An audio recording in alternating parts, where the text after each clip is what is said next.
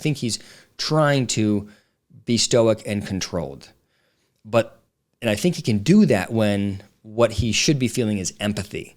But when he feels something like jealousy or contempt or disdain, I think he struggles to control that. And I think that's what we just saw there was when she said these people were in love, something, Bryan, that you've never experienced and you will never experience.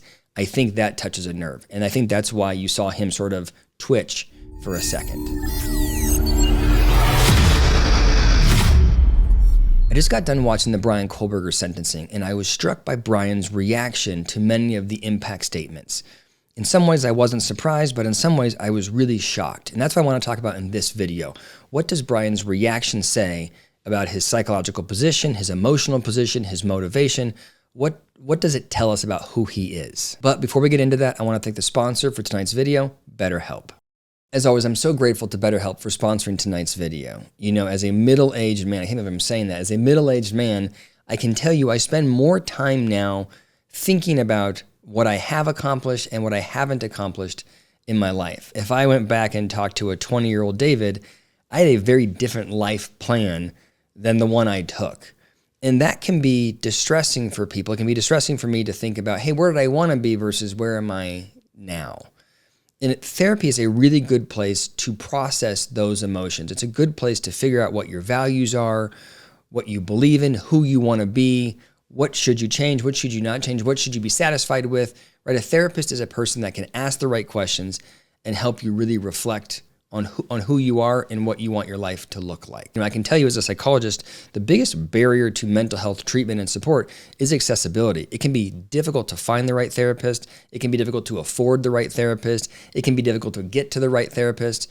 And BetterHelp is an online platform that makes all of that easier. All you have to do is fill out a simple questionnaire, and BetterHelp will pair you with a therapist that has the skills and characteristics that you are looking for. And they can make that match in as little as a couple of days. And the best part is, if you feel like there isn't a strong fit with you and your therapist, BetterHelp will find you a new therapist free of charge. With over 7,000 reviews and a 4.3 rating on Trustpilot, BetterHelp is a platform you can trust. Now, the best part is because you are a loyal member of the PSYCH YouTube audience, BetterHelp is offering you a 10% discount on your first month of therapy. All you have to do is click the link below in the description or go to betterhelp.com/PopPsych. I really recommend you check it out. Okay, back to the video. Let me set the stage here. When you have someone who has antisocial personality disorder, like Bryan, someone who's a psychopath, someone who's killed 4 people, you can expect when they are listening to impact statements that they're going to not show a lot of empathy or compassion. I would tell you most often you see them be very stoic, flat affect, no emotion, and they just sit there and sort of take it. That's sort of in the standard psychopath playbook. But sometimes they will react to certain things that provoke them. You will see them shift away from having no empathy to having anger or frustration or annoyance. You will see, and the question is, well, what's making them, what's triggering them to experience something other than nothing? And so when we watch the Bryan Kohberger trial or the victim impact statements, what I'm trying to look at is what are the moments when he shifts off of just the blunted affect into something different? When do we see him move? Why is he moving? What do the small facial twitches that he's making indicate? I'm going to go into more detail here than I typically do. If you like this style of video, please click the thumbs up. Okay, let's get into it. I should have been figuring out who I was. I should have been having the college experience and starting to establish my future. If you watch the whole hearing, one of the things that you'll notice is that whenever the victims are talking about their distress, how their lives have been ruined, Bryan shows no emotion.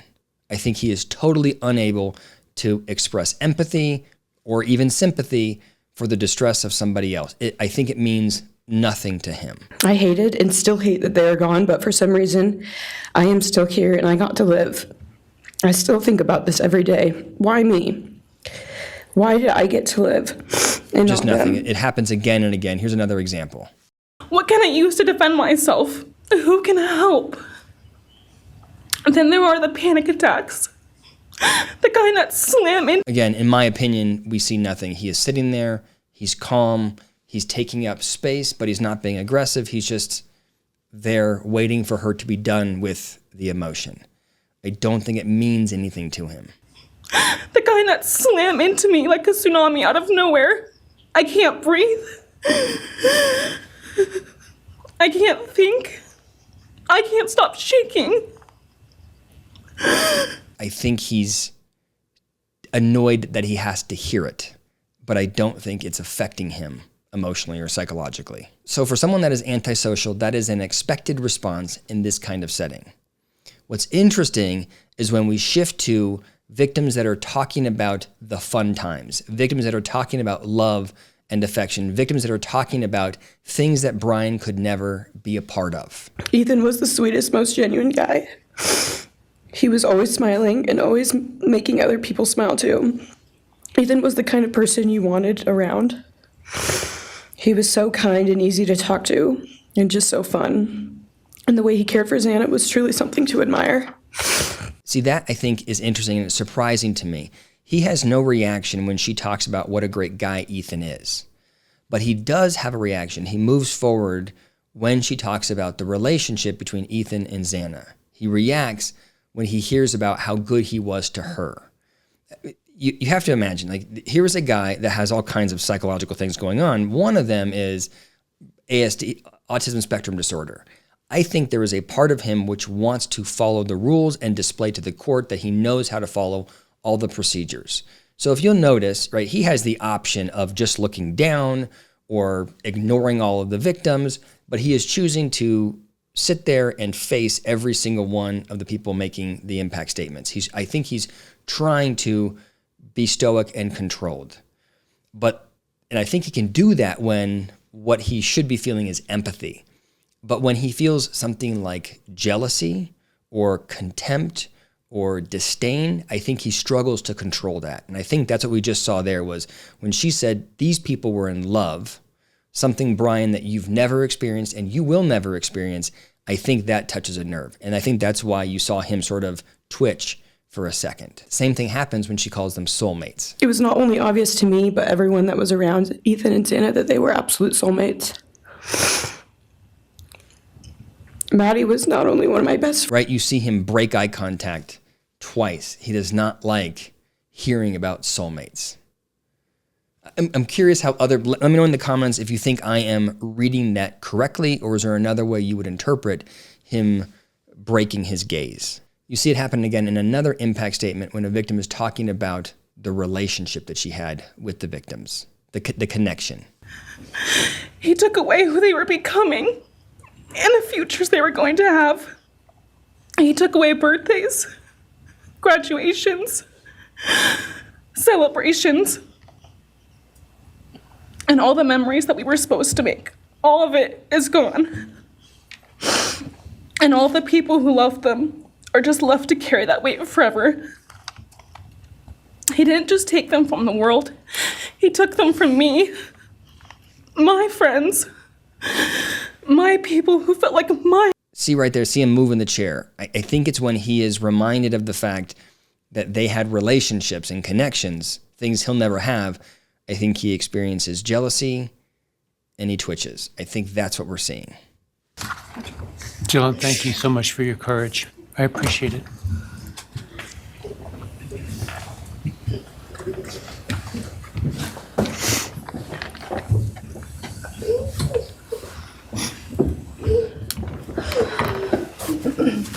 Next, we have members from the Madison Logan family. I don't know if Bryan has the list of speakers, so I don't know how notable this is, but it's interesting to me that when a new person comes up, we see Bryan shift dramatically in his chair. It's a little bit like he was working to stay solid and stay stoic with the last person talking, and now he's catching his breath and getting ready for the next sort of battle that he's going into.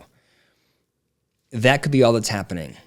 Another theory would be that he is aware that the next person to come up is the first male that's going to speak, and he's getting himself especially prepared for that. I think there's a different dynamic when a male is giving an impact statement versus a female is giving an impact statement for Bryan.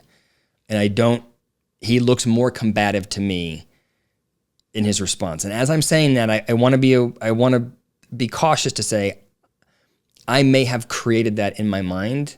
I imagine that there's a difference for him, female versus male, but I'm aware that that could just be that there's a difference for me, female to male, because we're really looking at body language with a fuzzy you know what I mean? Like I don't know, but that's my sense as you see Bryan listen to Maddie's stepfather. But we lived extraordinary lives because we had Maddie.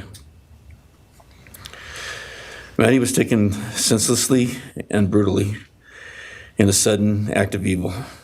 See, I read Bryan's face there with the furrowed brow as being more combative. He has more of a death stare in my mind. He feels angrier. Before, when the other two victims were speaking, he felt to me like he was annoyed that he had to be there. He didn't want to be part of this. Whereas right now, to me, he feels engaged and angry. Something about his facial expression there. Maddie's loss, there's emptiness in our hearts, home, and family. We continued to be astounded at this wonderful and accomplished person we had created. All parents dream of their children accomplishing more than them. We have to remember as we listen to these impact statements, the goal is not to hurt Bryan. As a viewer, I would like to hurt Bryan, and I would like that to be the goal, but the intention really is for the victim to be able to share and be heard. The goal is for them to be supported. It should be a healing experience for them. So when they talk about what they will miss about the victims, the 4 people that were killed, I don't think it hurts Bryan, right? Talking about what a great student somebody was or how fun somebody was, I don't think it's impacting him negatively based on what I'm seeing. But I do hope that it's helpful for the family to be able to say it and remember their loved one in that way. She was taken along with the young, promising, and bright lives of Kaylee, Xana, and Ethan. First, we felt disbelief. Do you see that big pull in of air? We felt disbelief when we heard what happened, and he goes, I think he's proud. I think that is him. Like, yeah, I did that. I made an impact. I affected this guy. I affected these family. I think there's a part of him that likes that he accomplished something and that he matters as a consequence of that. It's the first time, at least that I clocked here, where you see this big sort of, it's almost like relief, but it's like he's taking in energy. We felt disbelief. Now, I really thought that Bryan reacted uniquely to Maddie's father, Maddie's biological father, who goes up here and says, Maddie's the best thing I ever did. I've been through a lot. I wasn't able to care for her the way I wanted to. She was the most important thing for me. He sort of goes up on the stand and says, I've been a failure in a lot of ways, except for my daughter. And you see Bryan, I think, connect with that. He looks softer when he hears that. Almost like Bryan also feels that way. Bryan feels like a failure. Bryan feels empty. Bryan feels like he hasn't accomplished anything. And so he can relate to the one person on the stand saying the same thing. Maddie was my only child that I ever had. She's the only great thing I ever really did, and the only thing I was really ever proud of, and I took for granted the times, she was in college, and I thought, oh, well, we'll have the rest of our lives to Right, so when the dad talks about how Maddie was the best thing in his life and how he hasn't accomplished much outside of Maddie, to me, Bryan looks softer. But when he talks about the relationship and living the rest of their lives together, he rubs his tongue across his teeth, which is a sort of a self-soothing behavior. He's trying to keep himself calm. I think again, there's something about connection that bothers him. The times, she was in college, and I thought, oh, well, we'll have the rest of our lives to. Now, the tone changes dramatically when Kaylee's father gets to the stand, because he's the first person who is directly and assertively attacking Bryan, criticizing Bryan. Police officers tell us within minutes they had your DNA, like a calling card. You were that careless, that foolish, that stupid. Master degree, you're a joke. Complete joke. But we took this disaster. Do you see the difference? It's tenser, there's more energy, he's blinking more, he is giving this sort of death stare at her father, the person who is provoking him.